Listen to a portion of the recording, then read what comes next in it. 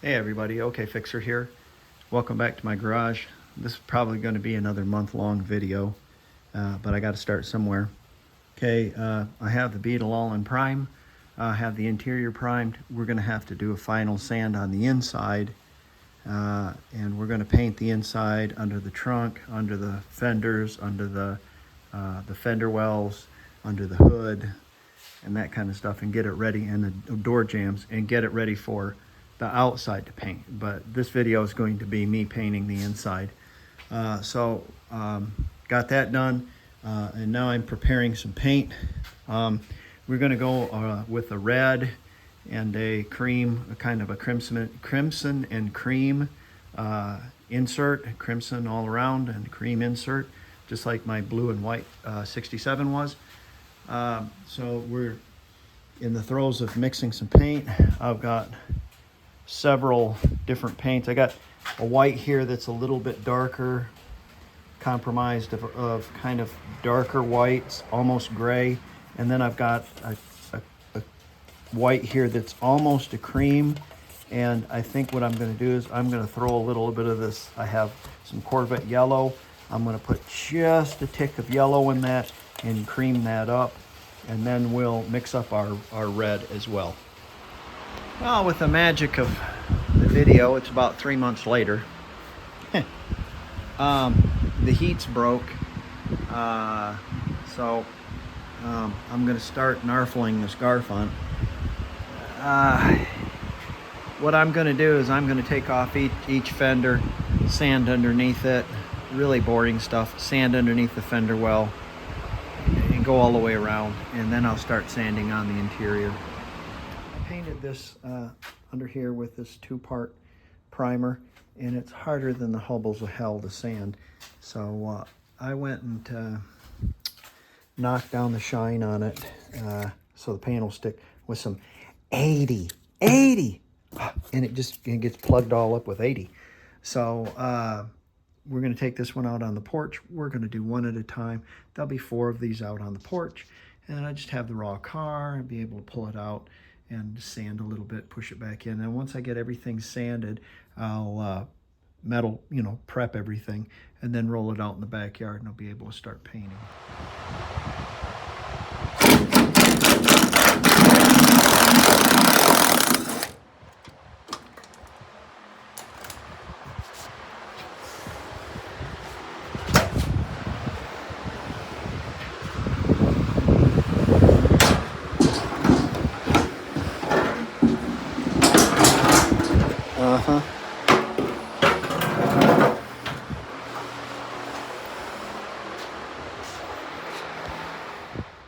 As you can see, I got both of these fenders off, and I've kind of whacked that down pretty good. And what I'm whacking it down with, because it's not going to really be seen, so I'm not really worried about sand scratches, is 220. If you're worried about sand scratches, you can use lighter stuff. Now, since I painted it with a brush, it's going to be thick. So what I'm doing is on the stuff that you can see, I'm whacking it down with 220, and then I'm going to follow it up with some 400. You could use 600 also. I'm not doing wet sanding, and I'll tell you why, because this is going to be a process over a month that is going to take me maybe 3 weeks or something. And if the humidity comes up, then you'll have rust problems, and I don't want to deal with any rust, so I'm not wet sanding. I'm just going to blow this all off and use a cheesecloth on it, or use some metal prep on it before I go and paint it. So that's where I'm at now. I've got the inside of this door and up underneath the dash also sanded. So we're coming right along. In order to sand it underneath this, I'm going to have to take the motor out. So we'll get that done really quick and get it on a stand or a cart or something, just like, and it's out. Now, stuff it aside. I've got it sitting on a little wood thing that I used to jack it up with. So now that I've got that out, I can start sanding, and all that dirt and junk won't go in there, and I can cover that up. all that dust. So I've got my work cut out for me. Got to do a bunch of sanding again. Yay. All right, after months of sanding and all the whatnot, body work and metal work, and I've got the bottom of my fenders sanded, sides and all the corners and crevices and stuff, because I want to do underneath them. Simply, when you paint a car from the outside, there's always stuff up underneath that you miss. So you climb up underneath the car to change a tire and you can see where it's been painted and stuff. I don't want that to happen. Now, we've pulled the Beetle outside here. Let me get behind the sun. And got me a little table to work on. We'll lay out a tarp here for the focus for the fenders. And you know, it's not perfect underneath there. I bet it'll look pretty nice. Pulled it out. I did a double dusting. I still see a little there, but it'll be okay. It'll be fine. She'll be fine. I'm gonna tape off my fuel. I'll be able to get up underneath my hood, up under the dash. I've sanded all the pertinent areas where it's going to show, like the corners of the dash, up here where the headliner meets the kind of like that post right up there. That's pretty clean. Door sills, that sort of thing. Your jambs of your doors. I did a pretty good job on that. Parts like this are going to be covered with a quarter glass and a, you know, it's going to have flip outs, so it's going to be covered with it. There's a lot of thought into this, is what I'm saying. All right, I got the body about 4 inches off the chassis, and I got some screwdrivers in the points, keeping it from sliding all over the place. And we're almost ready to start shooting. I got to do a final over it with a cheesecloth, kind of like a waxed cheesecloth, take all the dust off of it, and then we'll start shooting. Let me show you my setup here that I got in the garage. All right, the compressor's behind all that junk, and if you're going to be spray painting, you want a water separator, and I've got 2 of them actually. Well, 3 actually. The first one is the tank. It's going to separate quite a bit of water out, moisture. I'm going to need to drain that, so we'll drain that. Then I got a hose, and it goes up. Okay, that's a big water separator right there, because gravity keeps the water from coming down. Then I have it coming down to an actual separator taped to this old broken windshield. So that's going to give us quite a bit of quality. Quality that, you know, for what we're doing, it'll be fine. Got me a little mixing table. We're gonna mix up our paint here, and we'll strain it, get it all prepared for it. I've got my old cheap spray gun here. The whole situation with this is I'm gonna have to spray this with this cheap Harbor Freight paint gun. If I was gonna spray it nice, I would need a new gun for clear and for base. Cheap one's about 170 bucks. So paying somebody to spray this car is advantageous, especially if you got a buddy, you know, who's going to do it. A better place. He has the ability to block the car. There's things to think about. Another thing you need to think about is the day. You're not painting inside, you're painting outside. Weekend, everybody's going to be home. That means everybody's going to smell that, so you might get a complaint. Is it windy? No, I don't think nobody's going to complain in this neighborhood. And then temperature, you know.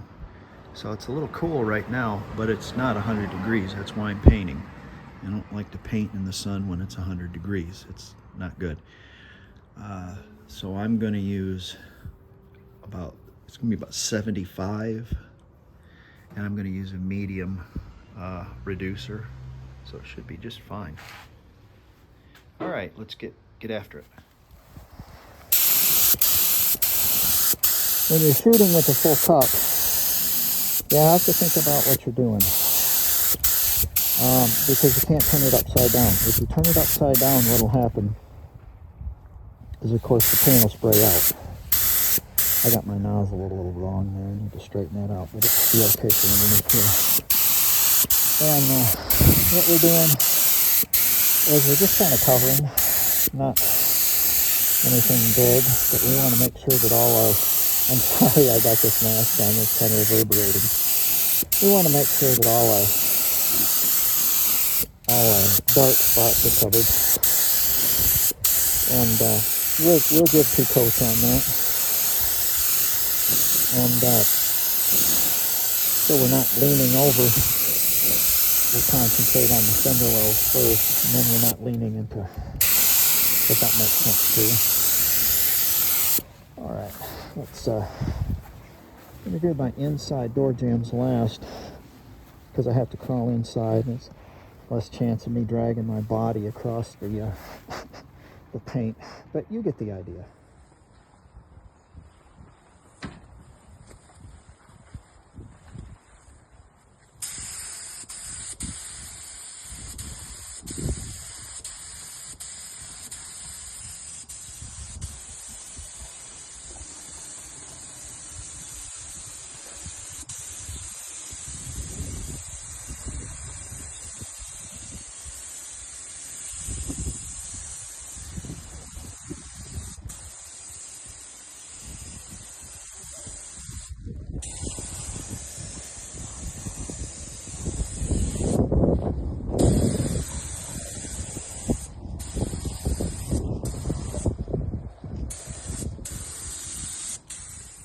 All right, a couple of things you got to think about.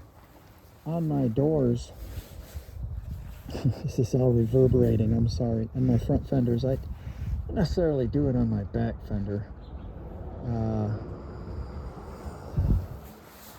but I might go all the way back here, but I'm not prepared because this hasn't been sanded really nice. So yeah, okay, I guess I could have. I'll probably just clear the very top of this. We'll have to go over this again because there's all kinds of crap in it. I can't have that. But it would have been nice to think about, is to sand all the way down to these holes, because this portion is going to be white. See, I could have this already cleared. I'm getting ahead of myself, and I shouldn't. First thing what you want to do when you think you're finished, you just need to look this all over, because you're going to find a spot that you missed. So don't clean your gun out yet. Sorry for the reverberation. This is funny. This is rattling like a kazoo. So there you go. Yeah, like I said, it's just interior, so it doesn't have to be really perfect. And I'm going to let this cure up for a couple of hours. It's too hot right now. Probably about 80 out, and it's right in the sun, so I need to let it cool down and before I shoot it with clear. I'll have to flip my fenders over. Yep. I might pot up a little bit of clear and turn these upside down and shoot them underneath, and then let it set, and then that way I can turn it over and just shoot them clear that way. So I'll probably do that. Okay, coming right along. And shooting the under the fenders, under, and some of the smaller parts inside the engine bay, interior, into the hood and stuff. You're not going to see it.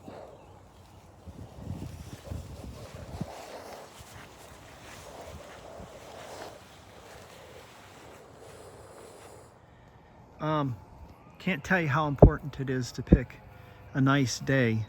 The wind is light today, the heat's not there, and things come together really nice, actually. So I'm at a point where I can't spray anymore. Things look pretty good.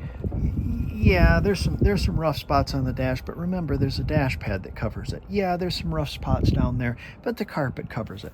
Yeah, this is all rough back here, but you don't see any of it. The only thing you see is a couple little spots on the inside that are painted, and the door sills. And the door sills, yeah, they all turned out pretty good. You know, all that turned out really nice. The jams and stuff, that's pretty much protection is what I'm doing. It's just protection. We really ladled the paint to this thing. I got probably 3 quarts. 4 quarts. I've got 4 quarts of base in it and probably another 3 quarts of clear. So I really lambasted it. So there's a couple of spots I still need to get. That jam right there, I didn't get that jam. So I'm looking over my car right now and figuring out, but it's okay. It's okay because, you know, I painted the outside of these fenders, but I have to flip them over, and I can't flip them over while they're wet. So they'll set overnight, cure, I can flip them over, I can hit that jam. I'll just make a little list of things that I need to do. The centerpiece for the front, the gas flap, that kind of stuff, I'm just waiting for them to dry on the other side. I'm just going to flip them over. They'll be beautiful. We'll put them up on those stands and shoot the outsides of them. Yeah, they'll be lovely. So all in all, I'm very happy with what happened here. This looks pretty good.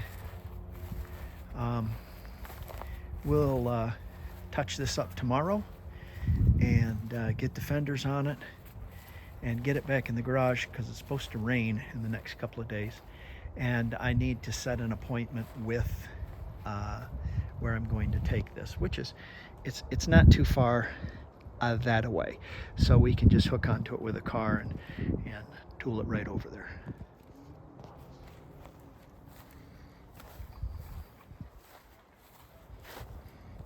That's not too bad. It's all stuff you're not going to see anyway, so it's okay. But I got underneath there. Got to do the other side of my fenders, so I'll have to flip them over. I can't flip them over because the clear's not dry yet, so I'll do that tomorrow.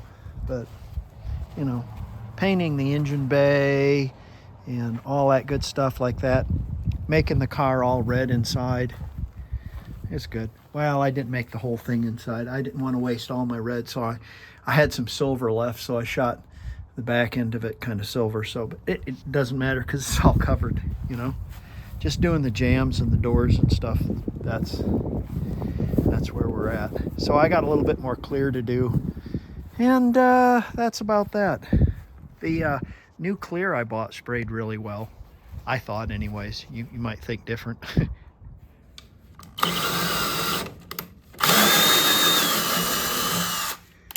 You really need to chuck up an 8x125 in your drill and chase these because they're going to be full of clear. And you'll never get the bolts in unless you have clean threads.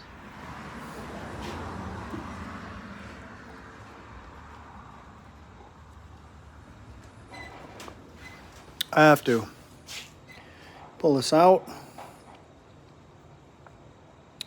and I have to lower it down and get it ready for paint shop.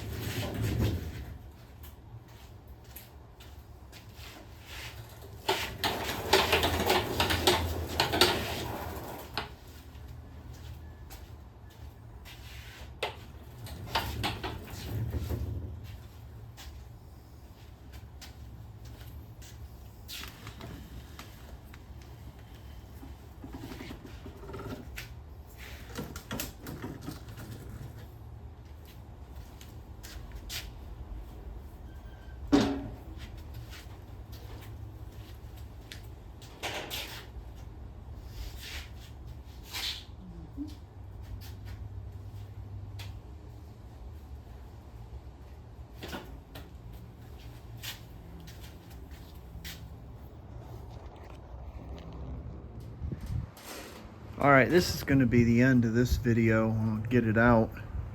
And painting the Volkswagen part 1, I guess. I set it back down on its body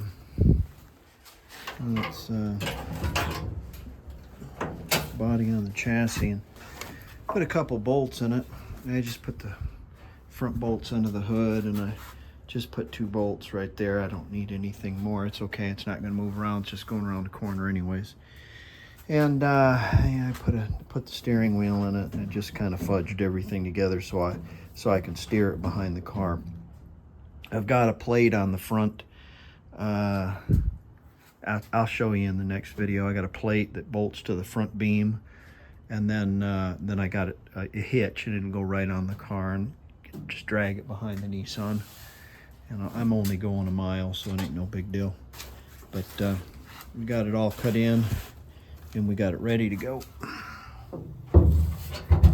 to the proper paint shop, where Angel will magically transform my ridiculous metal work and body work into a thing of beauty. All right, I'll catch you on the next one. Thanks for watching, guys. Bye.